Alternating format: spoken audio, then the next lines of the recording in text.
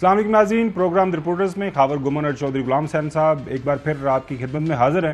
ناظرین، ایسے لگ رہا ہے کہ جیسے پاکستان کے اندر گرفتاریوں کا موسم چل رہا ہے۔ اس سے پہلے فواد چودھری صاحب گرفتار ہوئے، کل ہی ان کی ضمانت ہوئی، اور گزشتہ رات ہم نے دیکھا کہ پہلے شیخ رشید صاحب کو گرفتار کیا گیا ان کی رہائش گاہ کے سے، اس کے بعد ہم نے دیکھا کہ عمران ریاض خان جو ایک صحافی ہیں، وہ کہیں باہر جا رہے تھے، لاہور ایئرپورٹ کے اوپر ان کو ایف آئی اے کی جو سائبر برانچ ہے انہوں نے ان کو گرفتار کر لیا، ان کے خلاف ایک ایف آئی آر بھی درج ہے، انہوں کو کسی جگہ پہ تقریر کی تھی، اور ساتھ ساتھ پاکستان کے اندر جو معیشت کے حالات و واقعات ہیں اس کے اوپر بھی بات کریں گے پروگرام کے اندر۔ آئی ایم ایف کا ایک ڈیلیگیشن پاکستان کے اندر موجود ہے، پنجاب کے اندر کیا سیاست چل رہی ہے، اور اس وقت جو پی ڈی ایم کی حکومت ہے وہ الیکشنز کروانے کے حوالے سے خاص طور پر کے پی اور پنجاب میں کتنے سنجیدہ ہے، یہ تمام موضوعات ہیں آج اپنے پروگرام میں اس کے اوپر بات کریں گے۔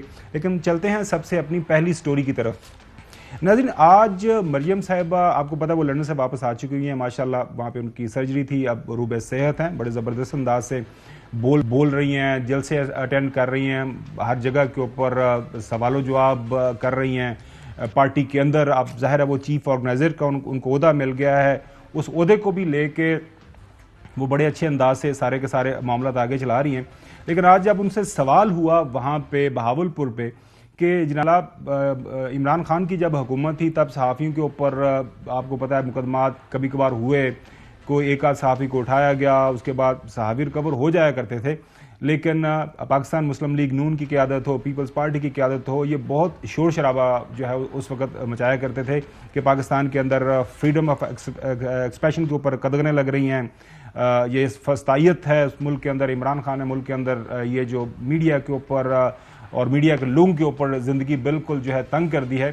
آج جب ان سے یہی سوال کیا گیا کہ جناب اعلیٰ جب سے پاکستان ڈیموکریٹک موومنٹ کی حکومت آئی ہے وفاق کے اندر خاص طور پر، تو پاکستان کے اندر جو ہے میڈیا کے اوپر کافی زیادہ سختیاں آئی ہوئی ہیں، ایف آئی آرز ہو رہی ہیں، گرفتاریاں ہو رہی ہیں، تو بڑے زبردست انداز سے انہوں نے ایک صحافی کی ڈیفینیشن ہے وہ کی ہے، وہ آپ کو سنواتے ہیں، اس کے بعد اس کے اوپر بات کریں گے۔ کچھ صحافی جو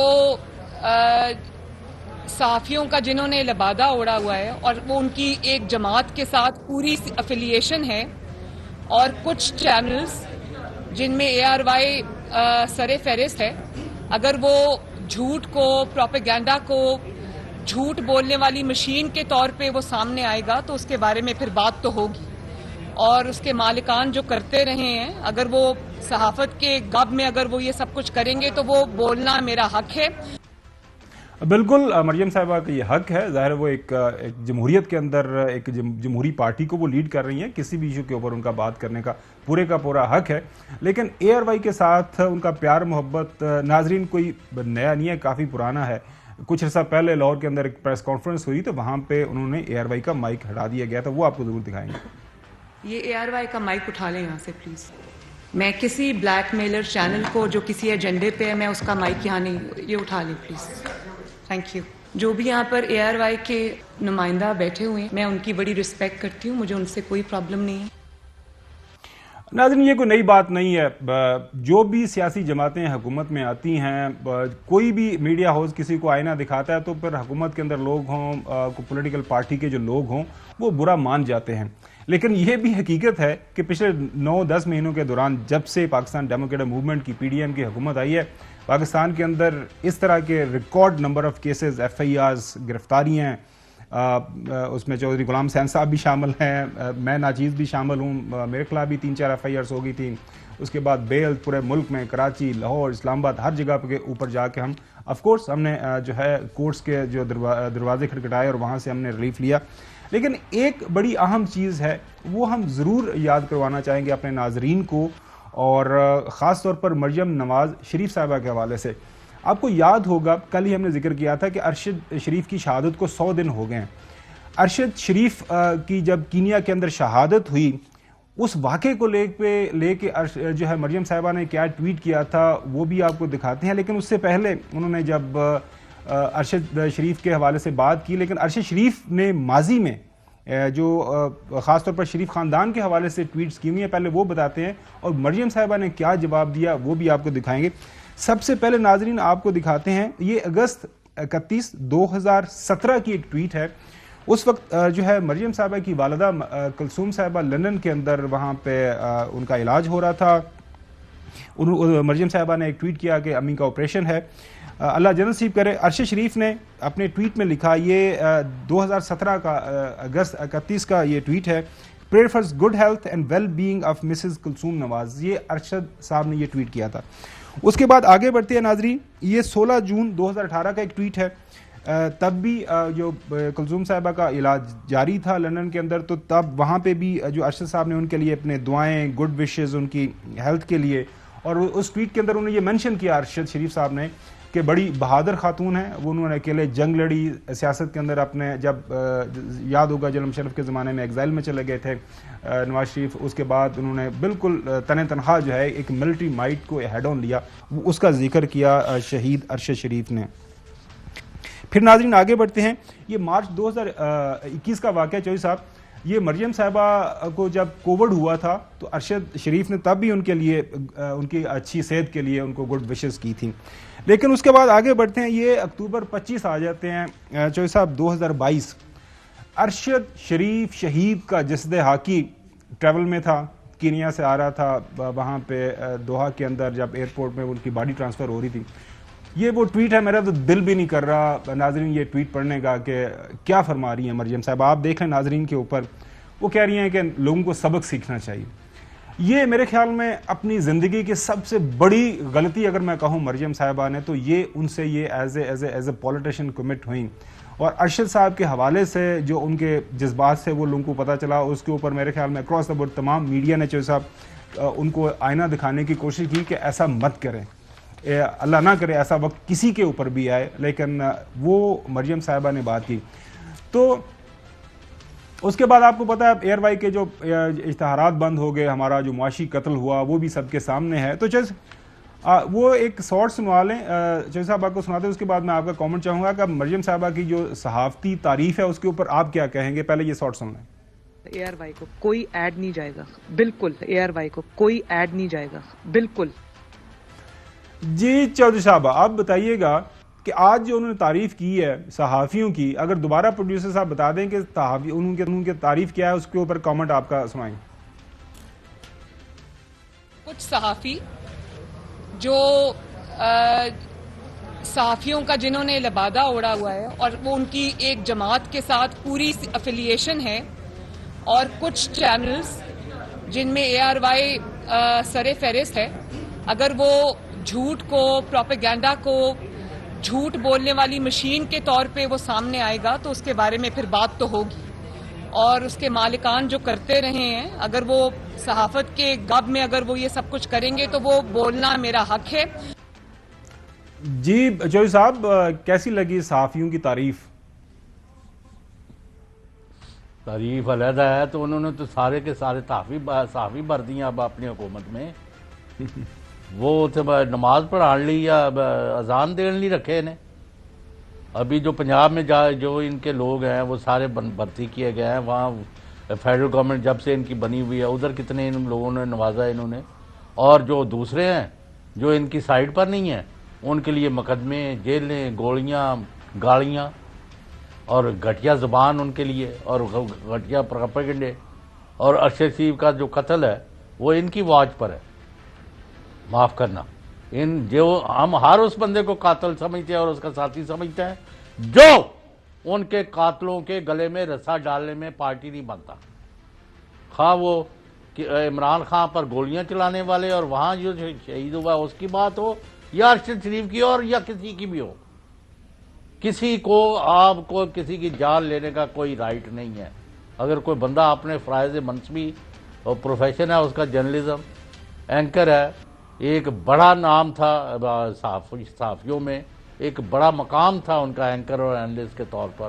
آپ کو یاد ہوگا جو ہم خوش گپیاں کر رہے تھے آخری دفعہ ان کے ساتھ یہاں پہ اسلام آباد میں ضمنی انتخابات کے دوران. بالکل لیکن صحیح. وہ اپنی جگہ ہے, لیکن جنہوں نے بھی ان لوگوں کے راستے سے ہٹایا ہے اور ابھی بھی منصوبے ناپاک اور غلط عزائم رکھتے ہیں, ہم ان کے حق میں نہیں ہو سکتے.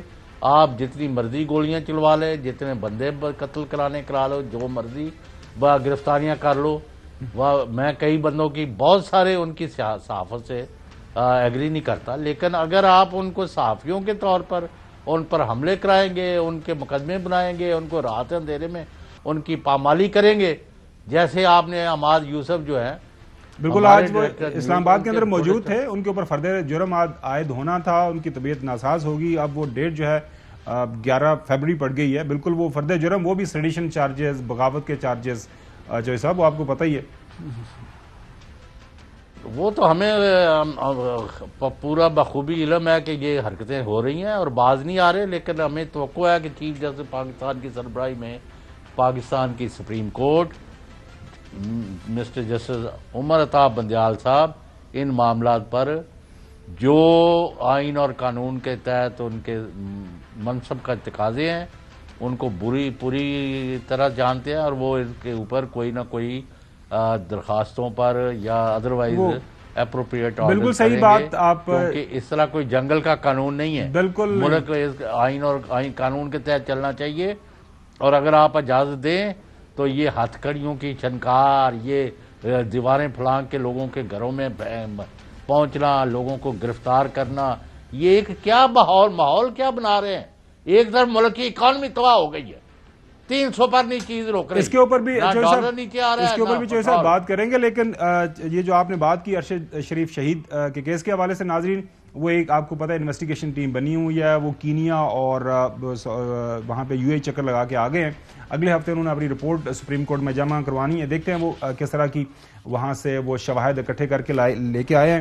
لیکن چوہے صاحب نے ابھی بات کی نا جو صحافیوں کی ڈیفینیشن، ابھی پتہ ہے ماشاءاللہ ہمارے جو چیف منسٹر ہیں محسن نقوی صاحب، وہ ایک چینل کے مالک ہیں، ان کی کابینہ کے اندر بھی ماشاءاللہ کافی تعداد کے اندر چوہے صاحب وہ صحافی موجود ہیں، ینگ ساری میجر تعداد ہی صحافیوں یا ان کے رشتہ داروں کی ہے۔ اب چیئرمین PCB ہمارے بڑے محترم ہیں وہ بھی، اور اچھا میرے نزدیک چوہے صاحب ان کی جو ڈیفینیشن پتہ کیا ہے، جب بھی یہ حکومت میں آتے ہیں نا، یہ خاص طور پر پاکستان مسلم لیگ نون، یہ کم از کم یہ آدھی درجن کے قریب نا جینون صحافیوں کو کھا جاتے ہیں، ظاہر ان کو عہدے دیتے ہیں، جب عہدے دیتے ہیں تو پھر ایک صحافی PFUJ کی جو ڈیفینیشن ہے ناظرین، کہ صحافی وہ ہے جس کا اوڑھنا بچھونا صحافت ہے، خبروں سے لینا دینا، اس کا جو ذریعہ معاش صرف ایک ہے، وہ ہے خبروں کے حوالے سے اگر وہ کمائی کرتا ہے تو وہی صحافی ہے۔ لیکن ماشاءاللہ سے آپ کو پتہ ہے ہمارے ملک کے اندر یہ بھی ڈیفینیشن چینج ہو گئی ہے۔ آگے بڑھتے ہیں، دوسری سٹوری چاہیے صاحب، آپ کو پتہ ہے کہ اس وقت لیول پلائنگ فیلڈ کی کوشش ہو رہی ہے ناظرین، وعدے کے مطابق آپ کو بتا دیں، اور دو چیزیں ایڈ کر لیں خاور صاحب جی آگے بڑھنے سے پہلے، ایک آدھا کی بات، پہلے ایک بڑا چینل جو ہے جن سے میرے کوئی خیالات نہیں ملتے، جب ان کے خلاف کارروائی ہوئی تو میں اس وقت کے وزیروں، مشیروں، وزرائے اعلیٰ، وزرائے اعظم سب کے سامنے کہا کہ یہ آپ نے غلط کیا، مجھے یاد ہے بڑی اچھی طرح، بالکل آپ وہاں موجود تھے، بالکل صحیح۔ دوسرا، ہمارے چینل کے سلمان اقبال صاحب اور انتظامیہ نے کہا کہ خواہ ہمارے اختلافات ہیں، کچھ ہیں، اب ان پر برا وقت ہے، ہم نے ان کے خلاف کوئی مہم جوئی کا حصہ نہیں بننا، تو نہ بننا چاہیے۔ اور آج بھی میں کہوں گا کہ جن کے خلاف جو کارروائی ہو رہی ہے صحافی ہونے کی وجہ سے، وہ بند کریں، اور چینلوں کے خلاف بھی جو انتقامی کارروائی ہیں یہ بھی بند کریں، اور یہ بغاوت اور یہ موت کی سزاؤں والے مقدمے کس لیے؟ ہم کوئی چور ڈاکو ہیں خدا نہ خواستہ، کسی کا خون پیا ہے؟ نہیں، جو خون پی رہے ہیں ملک کا جوکوں کی طرح، ہم تو ان کے پیچھا کر رہے ہیں، جو ہمارا رائٹ ہے، وہ پاکستان میڈیا واچ ڈاگ ہمارا کام ہے اور ہمیں کرنا چاہیے، بالکل صحیح۔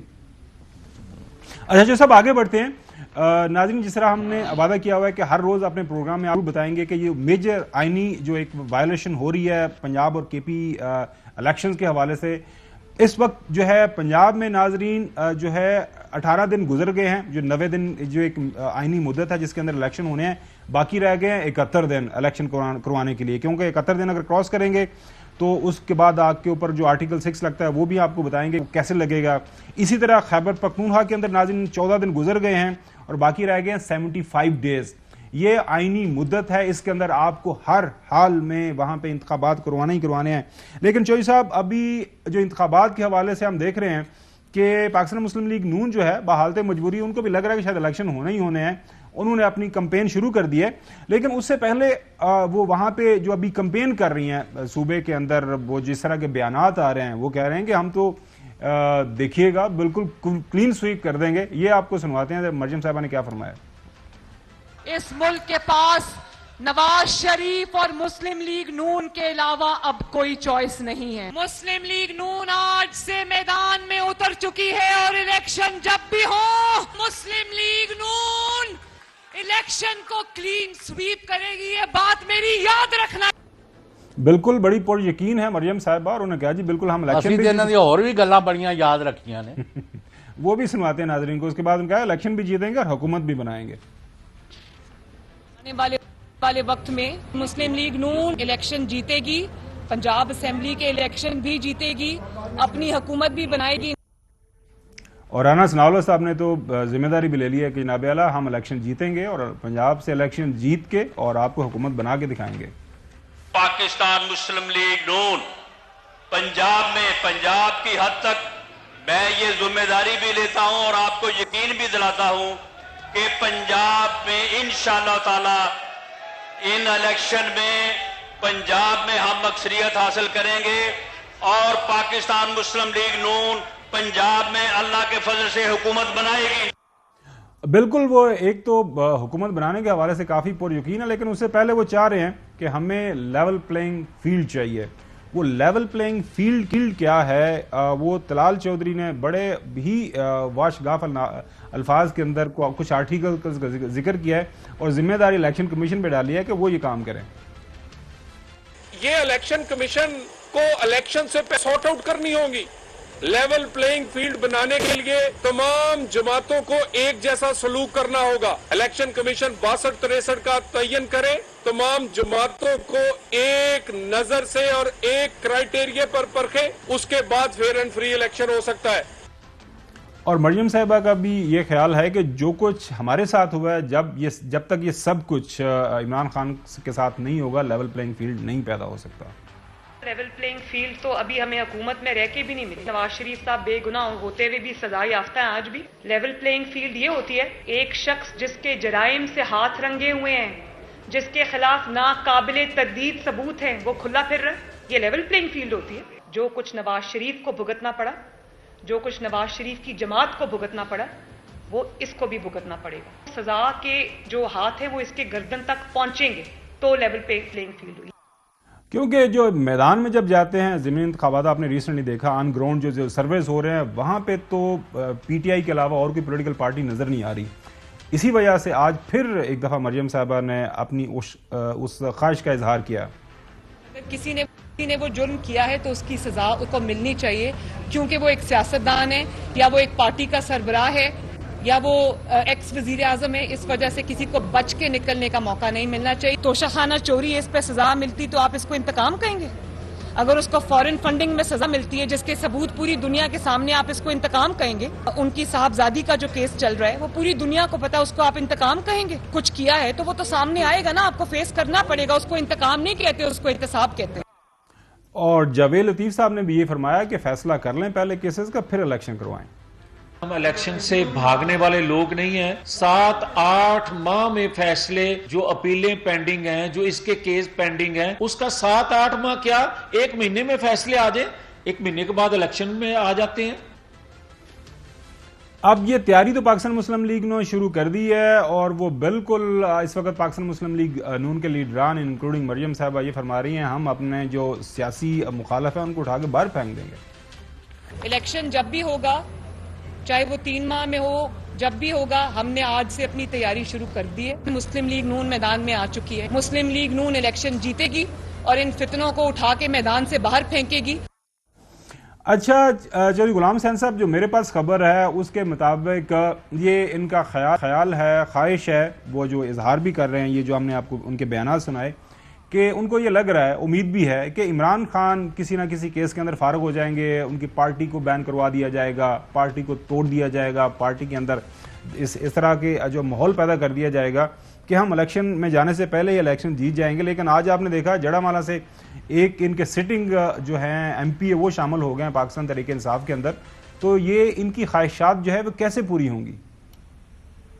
जी, लोगों ने इनके खिलाफ फैसला किया हुआ है, जब मौका मिलेगा, जहां मौका मिलेगा, वो इनके खिलाफ ठप्पा लगाएंगे और इनको मुंह की खानी पड़ेगी। ये अपने आप को बेवकूफ़ समझते हैं और अपने आप को बेवकूफ़ बना रहे हैं और अंधेरे में लोग टामक टोइयाँ मार रहे हैं।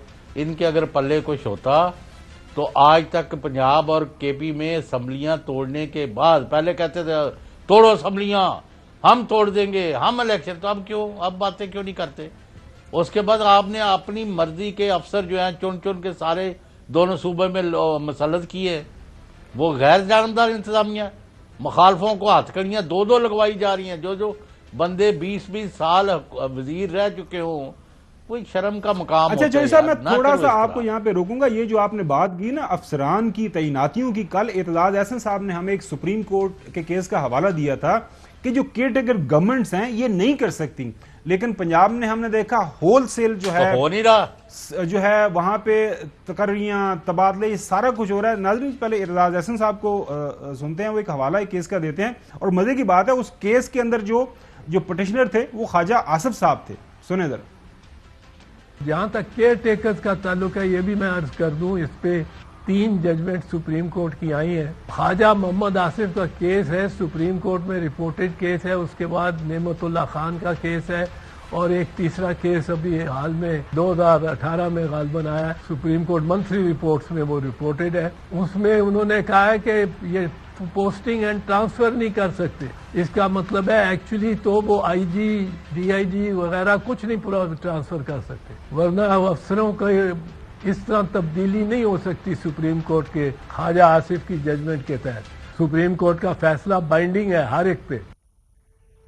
جی چوہدری صاحب. وہ سر بات آپ نہ سمجھتے. پرابلم یہ ہے، اگر تو کیئر ٹیکر ہوتی چاروں صوبوں میں اور مرکز میں، اور ایک دفعہ الیکشن ہو رہے ہوتے، تو پھر تو آپ کوشش کرتے کہ بھی کوئی سیف گارڈ ہے. اب وہاں ایک پاورفل مرکزی حکومت ہے جس میں 13 پارٹیاں ہیں، اور ان کے اور بھی پشت پناہ ہے ملک کے اندر اور باہر. وہ بیٹھے ہوئے ہیں اور وہ افسر وہاں سے بھیجتے ہیں فیڈرل گورنمنٹ سے، اور وہاں سے انہوں نے پنجاب میں بھی، وہاں کے پی میں بھی آپ چن کے پولیس میں اور ادھر بندے بھیج رہے ہیں. اب اس کا آپ کے پاس کیا علاج ہے؟ بھائی کیئر ٹیکر 2 صوبوں میں بنائی گئی ہے، وہ بھی اس پر بھی ہر ایک کو پتا ہے کہ غلط بنائی گئی ہے. اور اوپر ایک الیکشن کے ابھی وقت کیونکہ رہتا ہے، وہ ایک پاورفل گورنمنٹ مینڈیٹڈ وہاں بیٹھی ہے، کوئی پسند کرے یا نہ، وہ اپنے احکامات چلا رہے ہیں. تو یہ کیئر ٹیکر سیٹ اپ نہیں ہے، it is an extension of a federal government. اس میں کوئی دو رائے نہیں ہے. وہ ایک دشمنی کر رہی ہے پی ٹی آئی پر. انہوں نے ان کے خلاف ابھی کبھی پرویز لے کے گھر جا کے پولیس گھس جاتی ہے، کبھی عامر سعید رام جو ہے اس کو کسی اغوا کر لیا ہے، کبھی کس کی کو، کبھی آپ محمد خان بٹی. بھائی کس کس کا ذکر کریں؟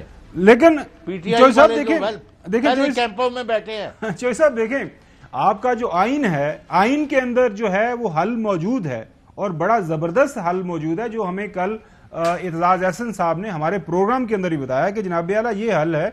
اگر کوئی یہ جو 90 دن کے اندر الیکشن کو پوسٹ پون کرے گا، یا پھر ان الیکشن کے اندر کچھ خلل ڈالنے کی کوشش کرے گا، سہولت کاری کرے گا، کچھ یہ آئین کے خلاف چلنے کی کوشش کرے گا، تو اس کے لیے آئین کے اندر بڑا ایک واضح ایک پیغام ہے. وہ کیا پیغام ہے؟ اعتزاز صاحب نے بتایا. الیکشن بر وقت ہونا لازم ہے، چاہے وہ ورلڈ وار کیوں نہ ہو رہی ہو، سیکنڈ ورلڈ وار ہو رہی ہو. جو الیکشن وقت پہ نہیں کراتا اور آئین کے دیے گئے اوقات کے اندر نہیں ہوتا، وہ جو اس کے بعد بن کے بیٹھے گا نا کہ میں چیف منسٹر ہوں، ٹائم تو گزر گیا پر میں کابینہ ہوں، میں چیف منسٹر ہوں، ان سب پہ آرٹیکل 6 لگے گا. 90 ڈیز کو سے جو پار کرنے میں سپورٹ کرے گا الیکشن کمیشن ہے، جو سہولت کار ہوگا ان کے اوپر بھی آرٹیکل 6 لگے گا. جی لگے گا، بالکل لگے گا، بالکل لگے گا. تو چوہدری صاحب یہ تو بڑی ایک واضح سزا متعین ہے آئین کے اندر، اور اگر 90 دن جو بھی کراس کرے گا اس کے لیے آپ سپریم کورٹ کے پاس آپ کو جانا پڑے گا. اور سپریم کورٹ کے حوالے سے بھی کل ہمیں اعتزاز صاحب نے بتایا کہ ایسی کوئی وجہ آن گراؤنڈ موجود نہیں ہے کہ سپریم کورٹ بھی الاؤ کر دے. تو پھر یہ سوچ کیا رہے ہیں؟ لاہور کے اندر موجود ہیں، اصل میں سارا کچھ تو سوچا پلان تو وہیں پہ کیا جا رہا ہے.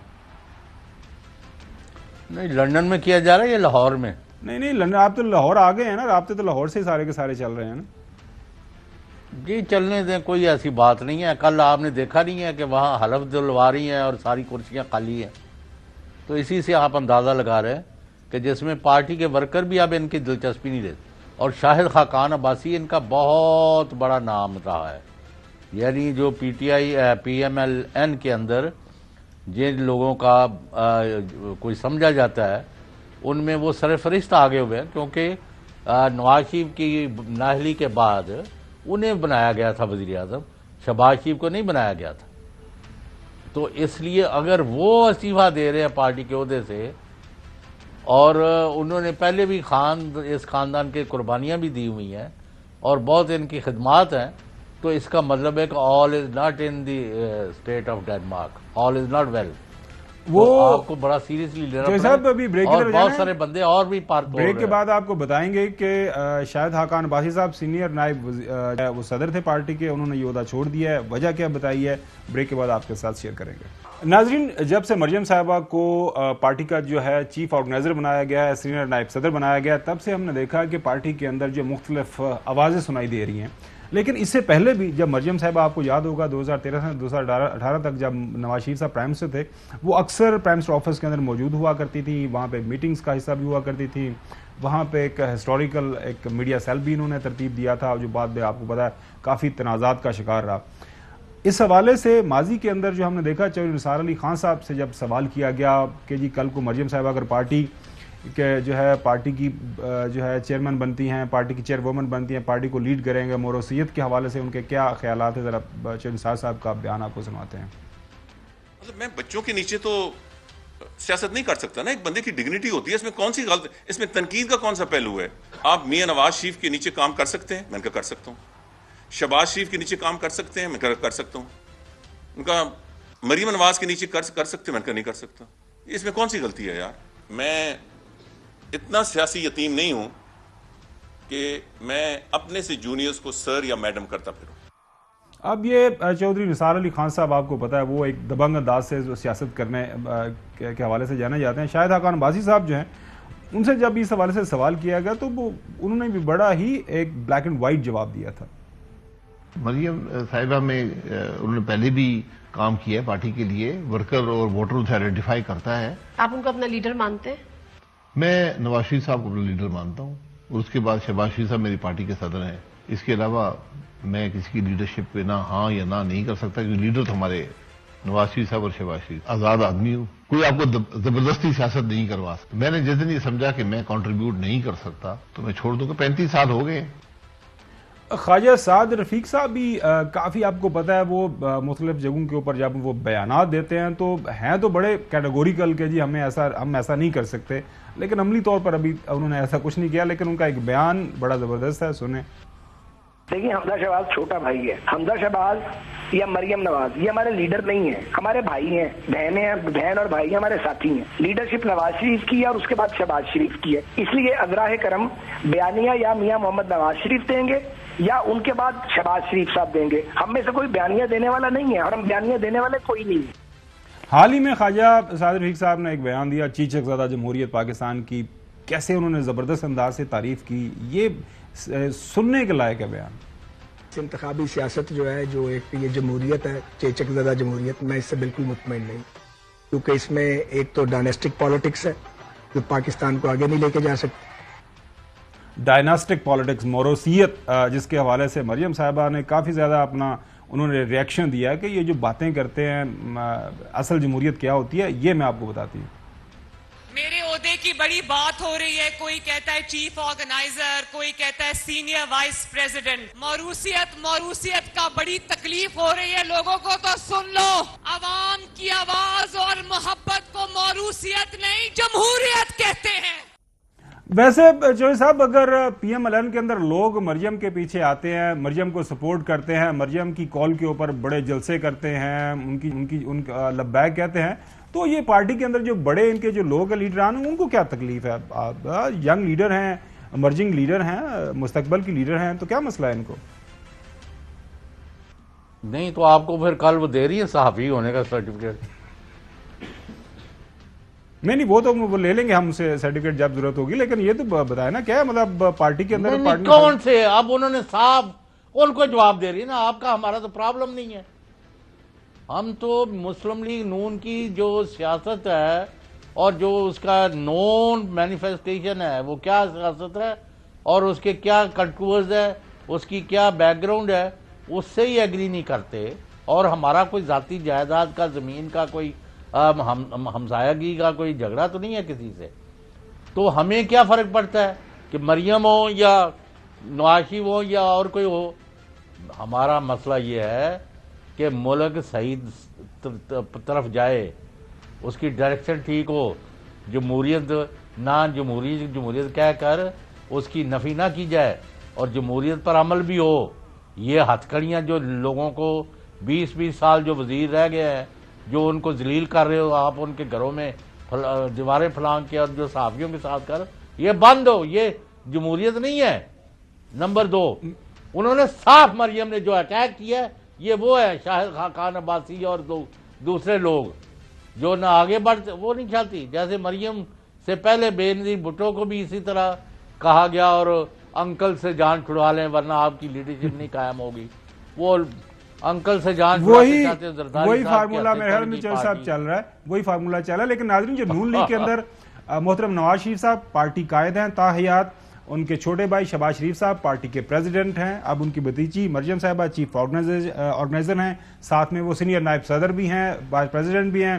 اس کے بعد حمزہ جو ہیں ان کے پاس بھی ہوتا ہے پنجاب کی سطح کے اوپر، اگر وہ آ جائیں گے تو وہی کر دیں گے۔ ان کے جو سمدی ہیں اسحاق ڈار صاحب، وہ اس وقت ملک کی اکانومی ڈیفیکٹو پرائم منسٹر کے طور پر وہ سارے کے سارے معاملہ چاہ رہے ہیں۔ تو لیکن یہ ہے، اور ان کے جو شوہر نامدار ہیں محترم کیپٹن صفدر صاحب، وہ یوتھ ونگ کو ماشاءاللہ وہ لیڈ کر رہے ہیں پارٹی کے اندر، تو وہ چھوڑ گئے ہیں۔ جمہوریت ہے، جمہوریت اسی طرح چلتی ہے۔ ناظرین، بریک کی طرف جانا ہے، بریک کے بعد آپ کو بتائیں گے اس وقت IMF کا ڈیلیگیشن پاکستان کے اندر موجود ہے، وہ کس طرح کی سخت شرائط کے اوپر قرضہ دینے کے حوالے سے بات کر رہے ہیں۔ ہمارے ساتھ ہمارے رپورٹر اسپیشل کورسپونڈنٹ شعیب نظامی صاحب موجود ہیں، ان سے ساری کی ساری تفصیل حاصل کریں گے۔ ویلکم بیک ناظرین، IMF کا ایک ڈیلیگیشن پاکستان کے اندر موجود ہے، پاکستان کی فائنانس منسٹری کے سینئر آفیشلز ہیں، ان کے ساتھ میٹنگ ان کی ہو رہی ہیں۔ فائنانس منسٹر ہمارے اسحاق ڈار صاحب ان کو سپروائز کر رہے ہیں۔ یہ تمام جو معاملات ہیں ان کے اوپر بات کرنے کے لیے ہم نے شعیب نظامی صاحب جو ہمارے اسپیشل کورسپونڈنٹ ہیں ان کو دعوت دی ہے، ماشاءاللہ بڑے زبردست انداز سے کور کر رہے ہیں سارے کے سارے ایشو کو۔ چوہدری صاحب، اچھا شعیب صاحب یہ بتائیے گا کہ اس وقت جو ہے IMF مانگ کیا رہا ہے، شرائط کیا ہیں، اور اس کا آنے والے دنوں کے اندر پاکستان کی اکانومی کے اوپر اثر کیا پڑنے جا رہا ہے؟ IMF جو ہے وہ یہ کہہ رہا ہے کہ پاکستان میں جو اس وقت بجلی کے لاسز ہیں، توانائی کے نقصان، پیٹرول کے لاسز ہیں، وہ جو ہماری ٹیکس آمدن ہے اس کو بڑھانے کے لیے اور جو ہمارا خسارہ کم کرنے کے لیے اقدامات کیے جائیں، تو اس میں اتنا بگاڑ آ چکا ہے کہ جو کچھ تیاریاں مطلب نئے ٹیکسز لگائے جائیں۔ جی، ٹیکسز جو ہے جو ہم کوشش کر رہے تھے کہ تقریباً 200 ارب روپے کے ٹیکسز جو ہیں وہ لگانے کی ہم تیاریاں کر رہے تھے، لیکن وہ یہ کہہ رہے ہیں کہ آپ 1% آف دا GDP تقریباً 630 سے 800 ارب روپے کے ٹیکسز جو ہیں وہ لگائیں۔ ساتھ ساتھ بجلی ہم یہ کہہ رہے تھے کہ ہم 6 روپے کچھ پیسے بجلی مہنگی کرنے کو تیار تھے، وہ یہ کہہ رہے ہیں نہیں، آپ 12.5 روپے بجلی مہنگی کریں۔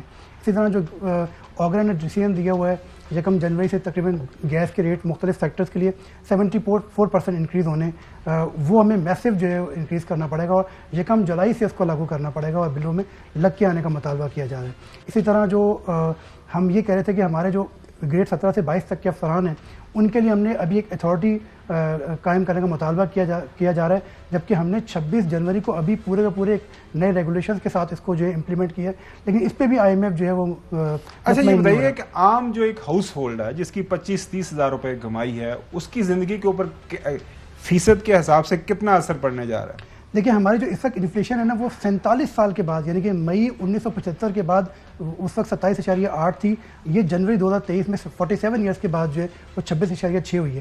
اگر ہم IMF کی باتیں مانتے ہیں تو کچھ ماہرین کا یہ کہنا ہے کہ اسٹریٹ ہوئے ہماری جو انفلیشن ہے وہ 12% انکریز ہوگی اور 39 اور 40% تک چلی جائے گی۔ تو لوگوں کی جو قوت خرید ہے تمام کی تمام وہ میسو جو ہے وہ متاثر ہوگی، کیونکہ پیٹرول مہنگا ہوگا۔ ہم پیٹرول کے اوپر اس وقت GST 0 لے رہے ہیں، IMF کہہ رہا ہے آپ نے لا میں 11% کیا ہوا ہے، اس کو بھی 17% کرنے کا مطالبہ کیا جا رہا ہے۔ جو بجلی کے یونٹ ہم سبسڈی دے رہے ہیں 300 یونٹ تک، اس کو کم کر کے 100 یونٹ تک لانے کا مطالبہ کیا جا رہا ہے۔ تو جو تیاریاں ہم کر کے بیٹھے تھے، جو کڑوی گولیاں ہم تیار کر کے بیٹھے تھے، اس کے اوپر IMF مطمئن نہیں ہو رہا، بلکہ وہ میسو سرجری کی بات کر رہا ہے۔ جی چوہدری صاحب، آپ کے سوال کرنا چاہ رہے ہیں؟ نہیں، اس میں سوال تو سیدھا سا ہے کہ نہ تو یہ جس کام کے لیے انہوں نے الزامات لگائے کہ جی 9 اپریل 2022 تک جو عمران خان گورنمنٹ تھی وہ تو تباہ کاری تھی، ہم نے بچایا ہے، ہم ریاست کو بچا رہے ہیں، تو 1 سال میں کارکردگی ان کی ہے وہ سامنے ہے۔ اب اگر IMF کا جو ایجنڈا ہے اس پر عمل ہو گیا تو معاف کرنا ہمارے جیسے لوگ جو ہیں انہوں کو بھی کل سے سائیکل پر یا پیدل دفتروں میں آنا جانا چاہیے، اور باقی جو ہے ان کے پیٹ جو ہے ان پر تو روٹی تو جانی نہیں ہے، تو اوپر پتھر ہی باندھ دے سارا ملک. تو یہ بہت خوفناک ہے، اس سے بغاوت پھیلے گی، اس پہ ملک کے اندر انارکی پھیلے گی، اور اس کا کوئی علاج نہیں ہوگا کسی کے پاس. لہذا میں یہ سمجھتا ہوں یہ نظامی صاحب سے، بلکہ نظامی صاحب بیٹھے ہیں نا، جی جی ہاں، بلکہ وہ یہ جو ہمارے پاس تو اطلاعات یہ آ رہی ہیں کہ ٹیکنوکریٹس کی گورنمنٹ بنے گی اور اس میں ساری پارٹیاں شامل ہوں گی اور وہ ملک کو اس دلدل سے نکالیں گی. اب نکال سکیں گی یا نہیں، ان کے پاس کیا اطلاعات ہیں؟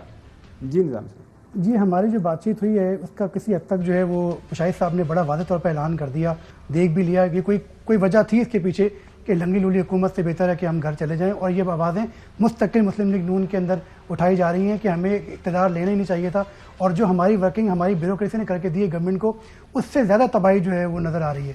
اچھا، یہ جو افسر شاہی کی آپ نے بات کی کہ ایک اتھارٹی بنائی جائے، وہ اتھارٹی سے کام کیا کروانا چاہ رہا ہے IMF؟ وہ کس طرح کی انفارمیشن چاہیے IMF کو؟ IMF یہ کہتا ہے کہ جتنے بھی گریڈ 22 تک کے افسران ہیں، 17 سے 22 تک، ان کی جو گوشوارے ہیں وہ اس وقت FBR میں جمع ہوتے ہیں لیکن پبلک نہیں ہوتے. وہ 2 شکیں ہیں، 198 اور 216 انکم ٹیکس کی، جس کے تحت ان کو جو ہے خفیہ رکھا جاتا ہے. جیسے ابھی ہم دیکھیں کارروائی بھی اسی حوالے سے ہو رہی ہے. تو وہ کہہ رہے ہیں کہ اس اتھارٹی کو جو ہے وہ ایکسس دی جائے اور یہ تمام کے تمام اثاثے پبلک کیے جائیں. ان کی پاکستان اور پاکستان سے باہر جتنے بھی اثاثے ہیں، جو ان کی فیملیز کے اسپاؤس کے اثاثے ہیں، وہ سب کے سب پبلک کیے جائیں. تو یہ کیا مان لے گی بیوروکریسی یا حکومت؟ آپ کو لگ کیا رہا ہے؟ بات یہ ہے کہ یہ تمام کے تمام چیزیں جو ہیں ان سے جڑا ہوا ہے، اور 8 فروری کا جو اجلاس ہے اس میں منی بجٹ کیا تیار ہوتا ہے اس سے حوالے سے ہے جو ہے وہ اہم فیصلہ. اچھا، اب یہ ایکسپیکٹ کر رہے ہیں کہ جناب اعلیٰ کہ ہمیں یہ IMF کا مل جائے گا پیکج، جو ساتھ میں کچھ اور بھی پیسے مل جائیں گے باقی 2 ممالک سے. کب تک ایکسپیکٹڈ ہے یہ ڈیل ان کے فائنل ہونے کی؟ ہمیں جو ہے وہ 9 فروری تک جو ہے IMF کے ساتھ، کیونکہ اب یہ ٹیکنیکل ٹاکس جو ہے کل ختم ہو جائیں گے، اس کے بعد پالیسی ٹاکس ہوں گی، اس کے بعد جو ہے ہمیں پالیسی ڈیسیژن لینے ہیں کس طرح کے. تو وہ ان میں کتنی حد تک جو ہے وہ بگاڑ آئے گا، اس کے بعد اگر وہ کامیاب ہو جاتی ہیں تو یہ جا کے ایگزیکٹو بورڈ میں بیٹھے گا، مارچ میں جا کے کہیں پاکستان کو رقم مل سکتی ہے. نظامی صاحب یہ بتائیں کہ انہوں نے کہا ہے کہ جو اگر معاہدہ ہم کریں گے اور اس پر اپوزیشن لیڈر عمران خان اور PTI بھی سائن کرے، ورنہ ہم نے کچھ نہیں دینا. جی، جو ہماری بات چیت ہوئی ہے اب تک جو ہے وہ ان کی اپوزیشن کے ساتھ جو ہے وہ کوئی میٹنگ شیڈول نہیں ہے، اور اب اس طرح کی اپوزیشن بھی نہیں ہے. جیسے تیمور جھگڑا صاحب جب تھے تو وہ کسی حد تک انہوں نے جو ہے وہ لیٹر بھی لکھ کے اور جو چیزیں تھیں اپنے تحفظات تھے وہ پیش کیے تھے. لیکن جو ہماری بات چیت ہوئی ہے اب تک جو ہے اپوزیشن کے ساتھ فی الحال کوئی میٹنگ شیڈول نہیں ہے. اب یہ نہیں پتا کہ یہ آنے والے وقت یہ چوہدری صاحب آپ کی بات بالکل ٹھیک ہے، کیونکہ ظاہر ہے ملک کے اندر الیکشن ہونے والے ہیں، تو آئندہ جو حکومت آئے گی تو اس نے پھر ظاہر ہے اس یہ جو ہماری ان کے ساتھ ڈیل ہوگی اس کے اوپر امپلیمنٹ کرنا ہوگا کمنگ منتھس اور ایئرز کے دوران. اور سخت شرائط ہیں ملک کے اوپر، جو کافی اس وقت معاشی اعتبار سے کافی سختی ہے، عوام پہ بوجھ آئے گا، اور ظاہر آلریڈی جو مہنگائی ہے وہ آسمان کو چھو رہی ہے. اور بس دعا ہے ہماری، اللہ تعالیٰ ہی ہمارے ملک کے اوپر رحم کرے. آج کے لیے اتنی، کل آپ سے دوبارہ ملاقات ہوگی. اللہ حافظ.